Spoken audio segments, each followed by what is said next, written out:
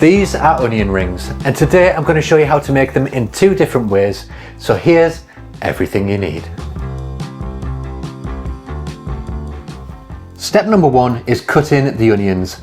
First of all, go out and try and buy some really nice big onions because they make the best onion rings. And then we're going to cut them into nice big rounds. I'm going to leave them about 1 inch in thickness, and I'm also going to leave the skin on when I cut them, because you can remove the skin after and it makes it a little bit easier. If you want to peel the skins off first, you absolutely can, that's up to you. But I would recommend removing any of the really loose skin because that can cause your knife to slip and we don't want any accidents. Once they're cut into circles, you can then pop out all of the individual rings and remove the skin if you haven't done that already. And then once you've done that, you should have some nice big onion rings that look just like this. Keep with the recipe. Next, you can sort through them if you want them all looking the same. Take all the big ones and keep all the smaller ones aside for a future recipe. So that's our onion rings all cut and ready to go. But I'm going to do a separate little step that is completely optional. So I'm going to place the onions into a bowl and cover them with some milk or buttermilk. I'm using milk, and then what it does is it takes out that really sharp onion flavour and tenderizes the onions. We're going to leave these for a minimum of half an hour, or you could do it the day before and place it in the fridge and leave it overnight. And next we'll move on to our coatings. So for our first coating, we're going to make a batter, and it's so simple. You just need 1 part plain or all-purpose flour to 2 parts carbonated liquid.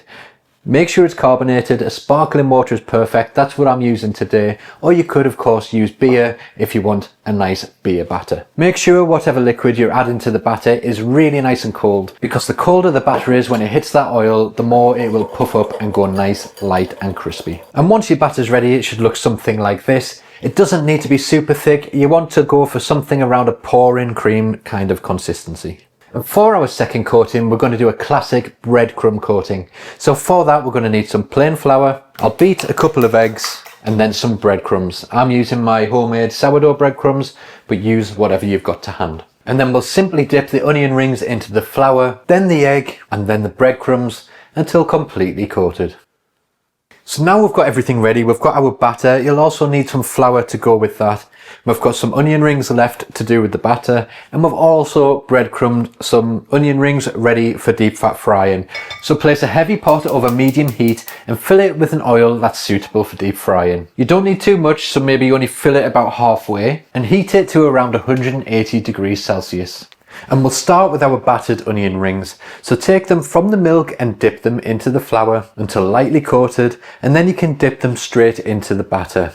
At this stage you can cook them like that with 1 coating, or you can place them back into the flour and then into the batter again for a thicker coating. Place into the hot oil in batches and cook until beautifully golden. Then you can remove them from the pan and place them onto a plate or tray lined with kitchen paper. And don't forget to season them with a good pinch of salt as soon as they come out of the oil. We'll then move on to the breadcrumb ones, and we'll simply just place them straight into the hot oil and cook them until nicely golden.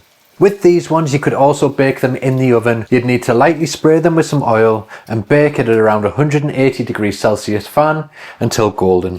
So there's only one thing left to do, and that's to serve them up and give them a try. So there you go, that's how you make onion rings in 2 different ways. Let me know in the comments which one you think is best, and I'll see you in the next video.